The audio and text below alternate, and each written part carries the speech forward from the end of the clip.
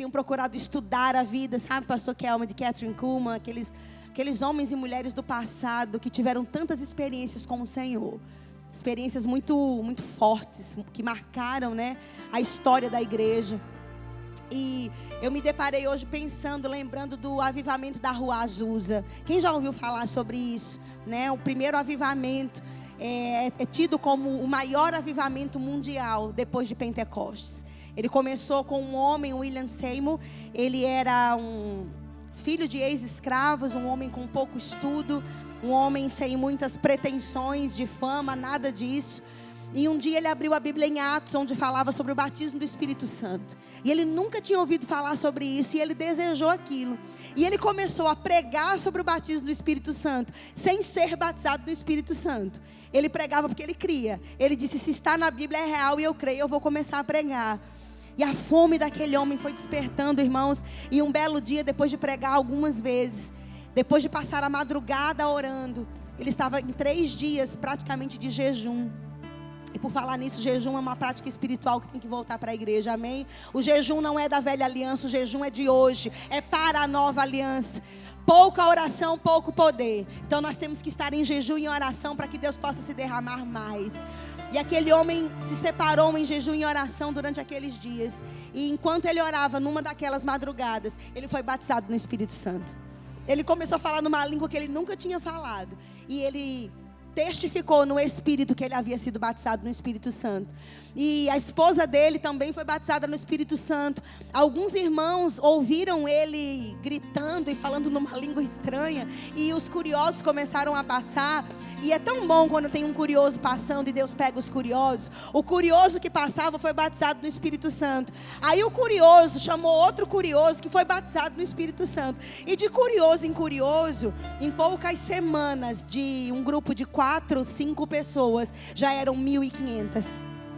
1.500 almas. Num galpão onde funcionava antigamente uma igreja metodista que estava abandonado, esse prédio bem decaído. E depois de ter sido uma igreja abandonada, foi um estábulo. Era cheio de feno, de sujeira de cavalo. Imagina aí o cenário. E nesse ambiente, sem nenhum conforto, sem nenhuma estrutura, as pessoas vinham de várias partes do mundo, milionários, os banqueiros da época, as pessoas da alta sociedade da época vinham de outros países receber o que esse homem tinha recebido. E eles caíam na unção em cima do feno mesmo. O púlpito dele eram 2 caixotes e 2 caixas de sapato, onde ele colocava a Bíblia e pregava os sermões. Não tinha grupo do louvor, não tinha acústica, não tinha som, não tinha microfone, não tinha nada, mas tinha corações famintos e sedentos da presença de Deus. E ali a história conta que em cada reunião, eles tinham reuniões, irmãos, quase 24 horas, de hora em hora. Como o espaço não compunha todo mundo, os grupos vinham, recebiam batismo, caíam na unção e voltavam. E em poucas semanas, todos os estados lá da América dos Estados Unidos tinham focos de pessoas que levavam aquela chama. E começou a percorrer todas as Américas, foi para a Europa, chegou no continente africano. E todo o mundo se envolveu naquele movimento, que começou com um homem na madrugada dizendo: Senhor, eu quero ser cheio. Era essa a oração que ele fazia: Senhor, eu quero ser cheio. Ele nunca imaginou, eu tenho certeza disso, isso não está na história, mas pelo perfil dele a gente percebe que ele nunca almejou ser famoso. Daqui desse quarto eu vou para as nações. Nunca. Irmãos, as pessoas afluíam e ele não entendia. A porta ficava aberta, ele ficava lendo Atos, as pessoas chegavam. E diz que enquanto ele ministrava Atos, as pessoas começavam a cair. Ninguém segurava ninguém, ninguém se machucava. A pessoa mesmo caía, mesmo recebia, mesmo se levantava, mesmo saía. Era assim, um autoatendimento do Espírito Santo. Diz que eram curas incríveis. E não se fazia apelo nem para salvação, nem para batismo, nem para oferta. As pessoas, elas se colocavam diante daquele caixote que era o púlpito, e elas diziam assim: eu quero o Deus que você tem, eu quero esse Deus, me dá esse Deus. Elas pediam Jesus, e elas se convertiam às dezenas, às centenas. E conta que tinha uma caixa de papelão na porta de saída, onde tinha escrito assim: se você quiser, deposite uma oferta de amor para que essa obra não pare. E era bem difícil recolher a quantidade de dinheiro que tinha naquelas caixas, sem ninguém fazer apelo para a oferta. Voluntariamente pessoas colocavam quantias ali, que era usada para abençoar os missionários que saíam com a palavra. Eles tinham poucos recursos, não havia muita coisa naquele tempo, então eles iam de navios, eles iam a cavalo, e o irmão William pegava aqueles recursos, destinava para esses irmãos que saíam para levar o avivamento. E foi assim que o avivamento, em 14 de abril de 1906, começou na era que se chama hoje a era contemporânea da igreja. Através de um homem, filho de ex-escravos, com pouco estudo, sem nenhum recurso. Então eu digo, o que falta para nós hoje, com tanta tecnologia, com tanto aparato tecnológico e etc. Talvez seja o que aqueles irmãos tinham dentro do coração, o que nós cantamos aqui e que eu vi nesse lugar: fome e sede do Senhor. E isso, irmãos, a alta tecnologia não é capaz de produzir, recurso financeiro não é capaz de produzir, diploma não produz isso. Isso é gerado numa atmosfera íntima e individual, na nossa casa, no nosso lugar de oração. Irmãos, lugar de oração é altar de sacrifício, onde a gente morre e nasce. Cada vez que a gente se dobra ali, morre o ego, morre o eu, morrem as intenções desviadas do propósito, morre a vaidade, morre os interesses. E a cada vez que a gente se ajoelha e se levanta, nasce um homem quebrantado, uma mulher cheia do Espírito, motivações alinhadas, coração de carne, maleável, sensível, que Deus pode dobrar, moldar, modelar, pedir coisas, tirar coisas, colocar coisas, sem que aquele coração se mude de formato. Deus pode pedir o que for, que esse coração entrega. Deus pode derramar riquezas, que esse coração não se envaidece. Então é um coração totalmente no molde de Deus. Oração é altar de sacrifício. Sabe que falar com Deus muda o nosso jeito de falar com as pessoas. Se você tem dificuldade de falar com pessoas, se o seu temperamento é um inimigo, a sua forma de se expressar sempre tendente à discussão, ou ao outro extremo, que é a timidez e ficar mudo, saiba que falar com Deus muda o seu jeito de falar com as pessoas. Você sai da timidez e da grosseria para um lugar de equilíbrio, onde as suas palavras são temperadas com sal, aonde a sua boca é manancial de vida, é árvore de vida que cura o doente, que liberta o cativo. Porque a Bíblia diz que a língua dos instruídos é remédio. Não sei você, mas eu quero, quando eu abrir a minha boca, que saia remédio, que saia cura. Nunca palavras que firam pessoas, que tirem elas do propósito, mas que a minha língua seja apenas instruída por aquele que me inspirou no momento de oração. Sabe o que é inspiração? É estar debaixo da influência de. Inspiração é estar debaixo do conselho de. É assim que o dicionário diz. E essa palavra inspiração, ela saltou no meu espírito vindo para cá. Inspiração. Sabe, irmãos, uma igreja onde as coisas são feitas debaixo da inspiração é leve, não é pesado, não tem jugo. O pastor não adoece por causa de sobrecarga ou de fazer tantas coisas, não. Aonde tem inspiração, tem menos transpiração. Braço. Deus está chamando a gente para menos transpiração. Vou fazer, vou acontecer, tem que ir. Não. Debaixo da inspiração, a gente economiza tempo, dinheiro e saúde. A gente faz muito em pouco tempo. A gente faz mais em menos tempo. A gente alcança mais com menos esforço. Porque na verdade nós estamos debaixo do conselho do Senhor. Filho, vai para cá. Filho, vem para cá. Filho, sai daqui. Filho, vem para cá. Filho, associa com fulano. Corta a associação com ciclano. E debaixo desses conselhos nós vamos nos guiando. E para estar num lugar de glória, como nós temos essas quintas aqui, é o lugar de obediência. Porque a glória, ela vem com obediência. Eu não posso querer a glória de Deus se eu ainda sou dona da minha vontade. Qual é o propósito do meu coração quando eu peço a glória de Deus? Qual é o propósito verdadeiro do meu coração quando eu digo assim: Senhor, eu quero ser usado por Ti? Já sondou seu coração? A depender da resposta que venha, essa glória vai vir ou vai vir conserto. Mas Deus não vai ficar indiferente. Ele nunca fica. Paulo, irmãos, era um homem de ação, porque ele era um homem de oração. Primeiro ele era um homem de oração, depois ele era um homem de ação.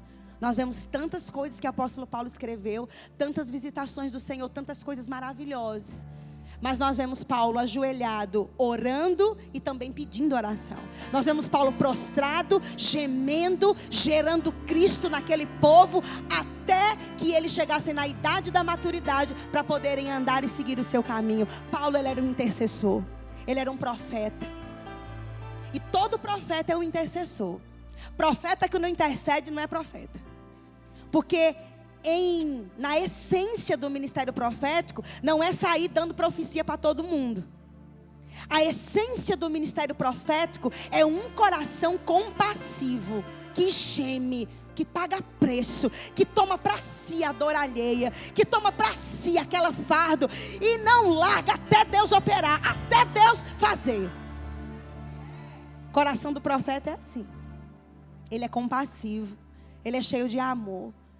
Ele não é aquela figura folclórica que os irmãos no meio gospel se criou. Ah, lá vem um profeta, ah, que medo, vai ter cajadada, como o povo fala, né? Não, irmãos, esse não é o caráter de um profeta. Ele pode ser usado para revelar coisas que não são tão agradáveis, sim. Mas ele faz com amor, na direção e no comando certo. Mas não é a essência do seu ministério. Ele é um intercessor. Ele é alguém que busca. Aquela ovelha que se perdeu, que ninguém mais quer ir atrás. Quem vai atrás? O intercessor. E o lugar da intercessão, da oração, é onde o nosso coração é modelado pelo Senhor. Amém, queridos? Não tem glória sem oração. Não tem poder sem oração. A oração de micro-ondas: Pai, abençoa a mim, minha família, meu cachorro, amém, vai dormir. Essa não é a oração que traz glória. Essa é a oração proforme de um religioso.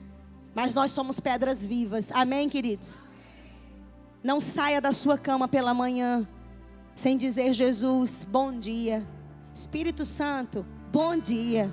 Espírito Santo, eu nem sei o que vai acontecer hoje, mas eu sei que para cada demanda vai haver uma inspiração tua sobre a minha vida. Irmãos, eu não desço da minha cama todos os dias sem fazer essa oração. Já é uma reza. Às vezes eu mudo a ordem para não ficar tão reza. Senhor, Pai, eu nem sei como será o meu dia, mas eu acredito que para tudo que vier nesse dia, haverá uma inspiração, haverá uma influência tua sobre a minha vida. Eu vou conseguir responder, eu vou conseguir resolver, eu vou conseguir me sair, eu vou conseguir me livrar do dano, eu vou conseguir ser bênção, eu vou ser resposta, eu vou ser ajuda, eu vou ser, Pai, a tua mão para pessoas hoje. Oh, Pai, me usa o meu dinheiro, usa o meu tempo, usa a minha vida, usa a minha casa. Pai, me usa nesse dia. Aí eu desço da cama, porque eu já convidei o Espírito Santo. Espírito Santo, me ajude. Eu não sei o que vai acontecer, irmãos, nem no próximo minuto. Ninguém aqui sabe, só Deus. Mas sabe que quando você já acorda consagrando, pedindo a influência dele, meu filho, tudo que o diabo preparou para aquele dia já tem uma resposta de Deus. Já tem um haja de Deus preparado, pastor. Já tem um haja.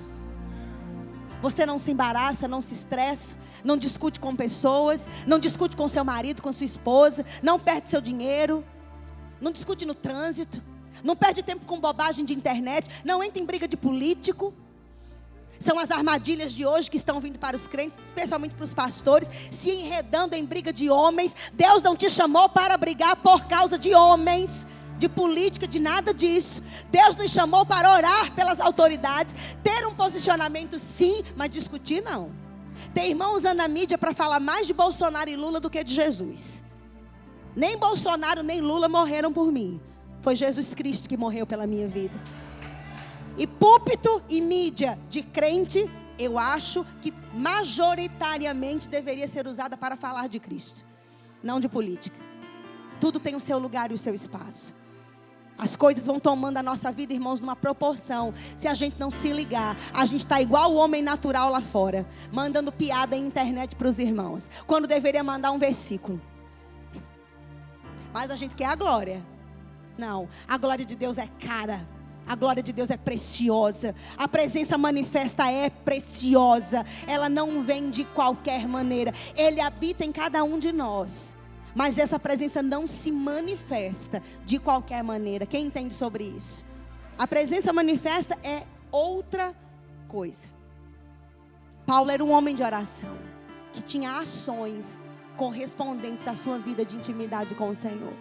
Qual o espaço hoje? Responda só para você. Que a oração, ela ocupa na sua vida. Qual é a importância que estar alguns minutos com Deus, a sós, sem marido, sem esposa, sem filho, sem celular, bota para desligar. Qual é o tempo hoje que oração tem na sua vida? Responda para você. Eu vou te dizer o seguinte, ainda tem uma amiga ali me ajudando. Eu vou te dizer o seguinte, a sua resposta a essa pergunta é assim, ó. O tempo que você dedica à sua vida de intimidade com o Senhor é proporcional ao seu amor por Ele. E é proporcional ao que Ele pode operar na sua vida. Então não vamos reclamar porque coisas não estão acontecendo. Porque se dependesse só de Deus, elas estariam acontecendo. Mas não depende só de Deus. A ação humana, ela provoca a glória. Pega isso. A ação humana, ela provoca a glória. Irmãos, ele disse em Jeremias 33, versículo 3. Ele disse lá, me invoque e eu vou te responder. Eu vou te mostrar coisas tão grandes que você nem conhece. Deus não está escondido, irmãos. Deus está pronto. Mas Ele nos convida, me invoque primeiro. Eu não vou responder se você não me chamar. Invocar no hebraico é chamar.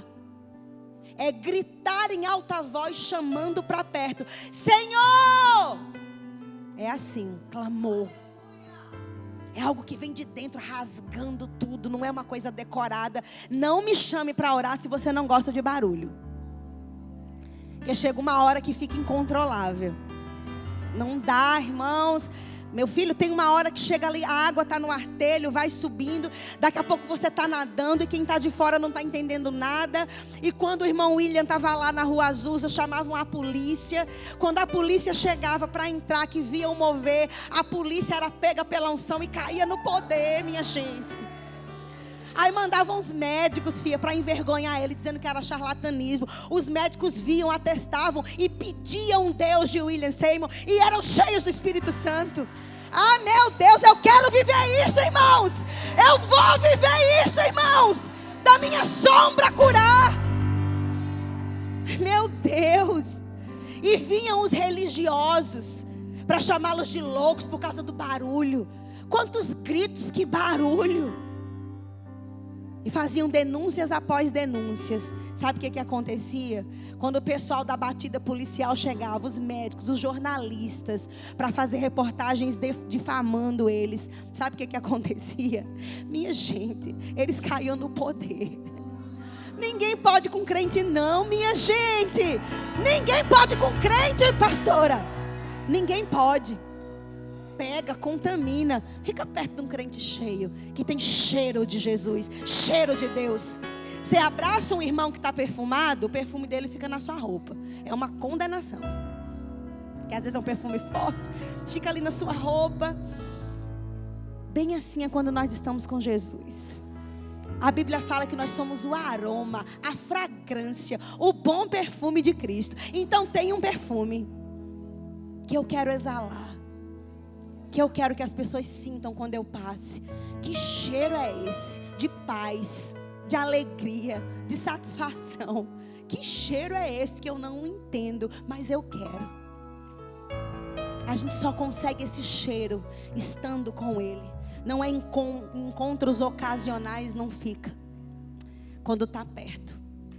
Lá em Atos 4 fala que o pessoal do Sinédrio, eles não entendiam como que o Pedro e o João, pastor Heleno, falavam com tanta eloquência, de uma forma tão intrépida. E diz que eles se admiraram da intrepidez e da ousadia deles, porque eles sabiam que eles eram indoutos, incultos. Incultos e indoutos ali não é que eles eram analfabetos. Ali fala de uma educação formal na escola dos fariseus. Eles sabiam que eles não tinham passado por aquela escola de religioso. Graças a Deus que eles não passaram, amém? Aleluia. E eles não conseguiam entender tamanha eloquência e poder nas palavras. Aí eu amo quando a escritura diz assim: mas eles reconheceram que eles estiveram com Jesus. Esse era o segredo. Pegou neles a ousadia, o fervor de Cristo estava neles. E era inegável, não dava para negar. Amém? Você não vai precisar falar que é uma mulher de oração, porque as pessoas vão reconhecer. Você não vai precisar falar que é um homem de oração, pastores, porque as pessoas vão reconhecer. Tem cheiro diferente. Minha gente, quem anda com Deus é diferente. É ou não é? Transmite uma presença. Não sei pôr em palavras, mas a gente sabe, né, filho? É uma temperatura diferente. Estou tentando. Eu acho que é uma temperatura mesmo. Você quer ficar perto. Todo mundo queria ficar juntinho de Jesus, encostar nele, pegar nele. Não era assim? A Bíblia diz que as multidões afluíam até ele. Eu quero tocar nele. Tem algo nele que eu quero. Eu preciso do que tem nele, eu quero ele. E as pessoas tocavam nele. E tudo que elas precisavam saía de Jesus. Cura, ressurreição, multiplicação, dons compartilhados, tudo isso. Amém. E é isso. Eu anotei aqui, ó. Quando a gente está com fome de comida, a gente chega em casa depois de um culto desse, depois de jejum, a gente tem fome, que o nosso corpo físico ainda precisa de comida. Graças a Deus pelo corpo glorificado. Mas esse ainda precisa comer, né? Às vezes eu prefiro dormir do que comer, mas isso não é bom. Tem que se alimentar, porque o estômago fica muitas horas vazio. Eu já aprendi essa lição. Aí você chega em casa com fome. Quem está com fome busca o quê? Comida. Você vai para a geladeira, você abre o fogão, você cata uma banana enquanto a comida está descongelando. Mas você, quando está com fome, você busca a comida, porque você precisa daquele alimento. Seu corpo precisa. Sabe, irmãos, um sintoma de alguém saudável espiritualmente é a fome por Deus. Quando você tem fome por Ele, você vai buscá-lo. Da mesma forma que você tem fome de comida e você vai na geladeira, no fogão, você busca a Deus em oração quando você tem fome dele. O lugar de achá-lo é no lugar secreto. Na palavra ele fala, palavra e oração andam juntos. Uma vez uma irmã perguntou, qual que é mais importante, a palavra ou a oração? Aí responderam assim: qual asa do avião é mais importante, a esquerda ou a direita? Quem sabe qual é a asa mais importante do avião, a esquerda ou a direita? As duas? Não é a direita? Não é a esquerda? Se tirar uma, o que acontece? Vai para a glória, né? Porque o avião cai. Então não existe uma coisa mais importante que a outra. É como as asas do avião, a palavra e a oração. Elas caminham juntas. Na verdade, 1 João 5, 14 e 15 fala que se a gente pede de acordo com a vontade dele, já é certo que recebemos. Então orar a palavra já é certeza que tem. Pode colocar na internet que você já recebeu, porque já é seu. Pode tirar selfie, porque já chegou, porque você já orou de acordo com a palavra. Então a palavra e a oração caminham juntas. É tempo, irmãos, em nome de Jesus. Eu vou encerrar falando isso. Da gente atentar que nem só de pão viverá o homem, mas das palavras que saem da boca do Senhor. E as palavras que saem da boca do Senhor, elas saem desse livro e elas saem do nosso espírito. Porque lá habita o Espírito Santo que testifica das Escrituras e nos dá direções específicas. Na Bíblia não está dizendo aonde você tem que morar, com quem você vai casar, o curso que você tem que fazer na faculdade. Essas direções pessoais específicas nós recebemos na presença. Nós recebemos na presença. Ele diz, filho, faz assim. Filho, vai aqui. Filho, não entra ali, porque ali não é o caminho que eu tenho para você. Isso vai te poupar anos de sofrimento e custo financeiro. Conheço jovens pastor que estão no penúltimo período da faculdade, no 8º período, num curso de 10. Estão no 9º. e descobriram que não é a profissão que eles queriam, depois de 5 anos. Então eles estão na iminência de terminar um curso, que eles findaram descobrindo que não é o plano de Deus, e agora descobriram qual é o plano de Deus, e vão ter que galgar mais 4 ou 5 anos. Perderam 5 anos. Não perde, porque conhecimento não é descartável. Mas quem aqui entende que cada minuto da nossa vida é precioso? Cada segundo da nossa vida é precioso. Então o Senhor te diz nessa noite, Ele quer te levar por pastos verdejantes, sem que você tenha que passar por caminhos de sequidão, de perdas, de dor. Sabe, irmãos? Ele não nos guia por caminhos de dor, de injustiça, de humilhação. Essas são as estradas pavimentadas pelo diabo. Mas o nosso Pai tem pastos verdejantes, águas tranquilas. Tudo que tira a sua paz, não foi Deus que te deu, não foi Deus que colocou na sua vida. Porque a Bíblia diz que a bênção do Senhor enriquece e não traz consigo dores. O que tira a nossa paz, a nossa alegria, que nos deixa inquietos, irmãos, não veio do Senhor. Amém? Que o nosso coração deseje a presença, como nós cantamos aqui. Essas músicas eram do tempo que eu converti, nunca mais eu tinha ouvido. Vamos botar esses repertórios lá na igreja. O pastor já está com essa inclinação no coração. Nos cultos de terça, a gente já fez um repertório bem inspirado, né, nessa linha de adoração. Tem umas músicas muito estranhas hoje em dia, né, de cavalo, de pata, de não sei o que. Meu Deus do céu. Eu não vou nem falar para não dar pista. Que até no culto de jovens fica estranho. É minha opinião, desculpa. Disse eu, não, Senhor. Meu Deus, é muito barulho e pouca inspiração. Enfim, eu sou grata pela oportunidade. Meu Deus, esse menino é a sua cara demais. Meu Deus do céu, colou a cara, igual o meu menino com amor. A Alefinha, o povo fala que tá a cara de amor. De costa, é mesmo largão assim. Vocês parecem muito. Então, pronto, acabou a palavra. Eu sou grata. Filha, obrigado. A Margot me lembrou, eu pedi para ela me lembrar o final. Eu trouxe esse livro tão maravilhoso do pastor Rick Renner. Quem conhece o pastor Rick Renner? Aquele homem inteligentíssimo, inspirado, ungido. Eu tenho recebido muito da vida desse homem de Deus. Outra dica para você, antes de eu descer daqui: ouça ministrações de homens de Deus. Homens inspirados, homens sérios, com ministérios que têm dado um fruto sólido. Esse aqui é um deles, pastor Rick Renner.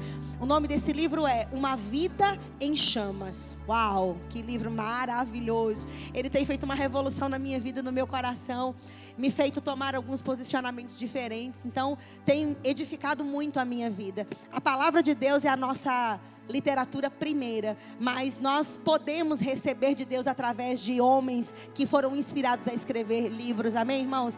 E esse livro aqui é maravilhoso, Uma Vida em Chamas, como se manter ardendo pelo Senhor até a sua volta. É o prefácio dele aqui dentro. Então, eu deixo esse livro para vocês. Se alguém quiser copiar, tirar foto, não sei como é que vocês fazem. Ele tem na Verbo Shop, eu acho que tem também na... Eu não sei mais aonde tem ele não, mas vocês procuram. Eu não sei, agora bugou a minha mente. No Verbo Shop, na igreja sede tem, né? Lá na Verbo sede. Como a gente é tudo amigo, palavra da fé, verbo da vida, é tudo amigo. A gente é tudo uma família só. Na verdade, a palavra da fé é Jesus, né? E o verbo se fez carne e virou a palavra. Então é todo... Eu agora juntei as duas denominações e deu uma só. Palavra do verbo da vida. Ainda tem que ter fé, né? Então eu trago um abraço de amor. Eu já ia descendo sem dar o abraço dele, misericórdia. Um abraço para vocês. Fica aí filmado, DJ, que eu dei um abraço. Um abraço dele para vocês, dessa igreja tão maravilhosa que eu tenho acompanhado na internet as postagens, tenho sido muito edificada, tá bom? A gente está lá no Lamarão, na Avenida Euclides Figueiredo 152, construindo uma obra no deserto, uma obra de fé, uma construção que começou com pouco mais de poucos reais. A gente, num ato de fé e obediência, nós vendemos o nosso apartamento e foi o primeiro recurso que a nossa construção começou. Hoje nós moramos felizes, plenos de aluguel, amém, irmãos? Que crente está feliz de qualquer jeito. E nós começamos a obra com esse recurso há mais ou menos 2 anos, no tempo que a pandemia começou. Nós nem imaginávamos que haveria pandemia, claro, ninguém imaginava. Nós em fevereiro assinamos contratos bem altos pela fé, né, com planejamento e fé, mas tudo fechou em março de 2021 e ficamos durante todo aquele tempo fechado. A renda da igreja, a receita da igreja caiu drasticamente. Isso foi nacional, no mundo, né? E a gente se viu literalmente pela fé e até hoje o Senhor tem suprido. Nós estamos hoje com o nosso primeiro andar quase concluído, 90%. Estamos construindo o departamento infantil no primeiro andar. E no segundo andar, o nosso centro social, porque a gente é ousado, pastor. A gente subiu mais um andar, porque nós vamos atender as crianças daquela comunidade, com trabalho social, com cursos para eles. Temos trabalhos também com mulheres em situação vulnerável. Tem muitos projetos no nosso coração para aquela comunidade. Levar dignidade, levar qualidade de vida para eles. E a obra que começou com pouco de dinheiro, já vai em mais de 1,5 milhão de reais. E desse 1,5 milhão de reais, a gente não deve nada. Para a glória de Deus. Alguns boletos que a gente tem na Pisolar ainda vão vencer, então não deve. E o irmão Rega ensinou, se o boleto não venceu, você não deve. E nós estamos vendo, irmãos, e minha gente, deixa eu dizer uma coisa para vocês, pastor, ouse crer. Se Deus mandar o senhor construir igreja, construa, pastor. Vai lá, o senhor vai ver como é legal, é top, todo dia é uma aventura. É adrenalina, pastor, a gente cresce na fé, é maravilhoso ver Deus operando. Deus tem prosperado o povo. Gente, o povo começou a prosperar de uma forma extraordinária. Gente passando em concurso, causas na justiça, pessoas tendo que escolher entre 2, 3 trabalhos, pessoas abrindo empresas. A gente teve quase 15 irmãos que na pandemia se tornaram empreendedores e a empresa se mantém até hoje. Já abriram filial, estão dando emprego para o pessoal. Gente, isso é sobrenatural. É Deus que faz isso. Então não tenha medo de fazer aquilo que Deus te mandou fazer. Ah, mas é grande demais. Justamente para você depender dele. Se fosse pequenininho, a gente faria sozinho. Amém? Obrigada pela oportunidade.